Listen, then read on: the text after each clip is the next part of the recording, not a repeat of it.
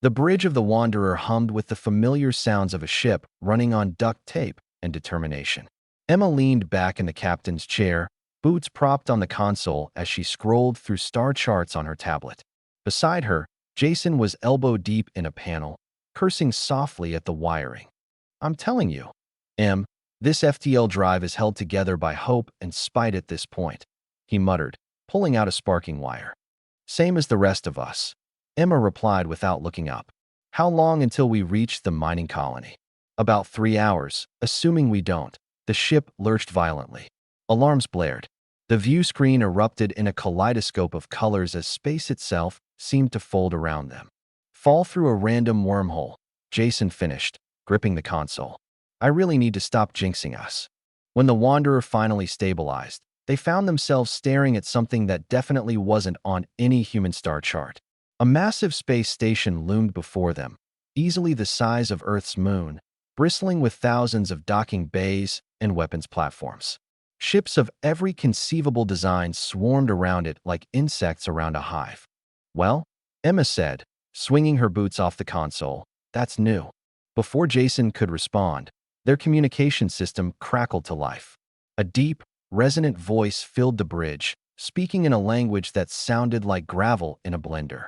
The Universal Translator, a piece of alien tech they'd salvaged from a derelict ship, kicked in after a moment.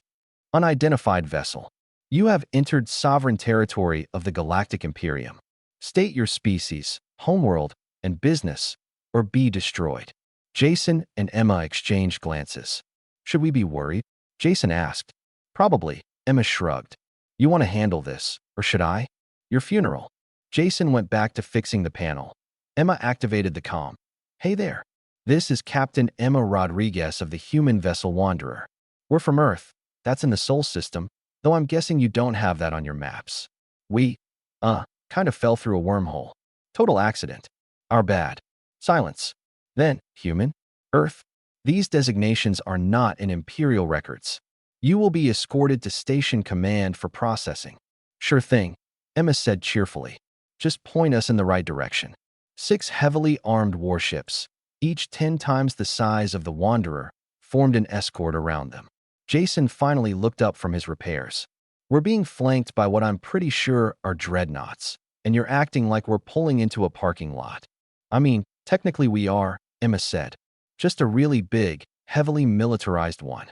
The docking procedure was surprisingly smooth, though the armed guards waiting for them were less welcoming. They were escorted through corridors that could have fit 3 Wanderers side by side, past species Emma couldn't even begin to categorize, things with tentacles, things with scales, things that seemed to be made of living crystal. "This is wild," Jason whispered.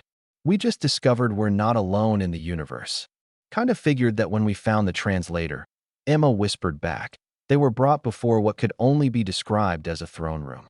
The Imperial Coordinator, a being that looked like a cross between a mantis and a tree, loomed over them from an elevated platform. Dozens of other officials, all looking vaguely irritated, surrounded them. "Humans," the Coordinator's voice boomed through translators. "You have committed a grave violation. Unauthorized entry into Imperial space is punishable by immediate detention." "Right? Yeah, about that," Emma said, hands in her pockets. "Like I said, total accident.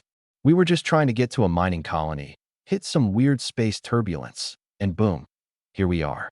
If you could maybe point us toward the exit, we'll be on our way." The assembled officials erupted in what the translator rendered as shocked chattering. "You. Request to leave." The Coordinator seemed genuinely confused. "Do you not comprehend the Imperium's power? We control 12,000 systems. Our fleet's number in the millions. Species beg for the privilege of membership." "That's great for you guys," Jason chimed in. "But we've got a schedule to keep. Those mining contracts don't fulfill themselves." "Mining contracts?" The Coordinator leaned forward. "Your species operates independently? Without Imperial protection? Without trade agreements? Without tribute payments? I mean, we've got the UN and some trade deals back home," Emma said. "But yeah, mostly we just do our own thing. It's worked out okay so far." A reptilian official stepped forward.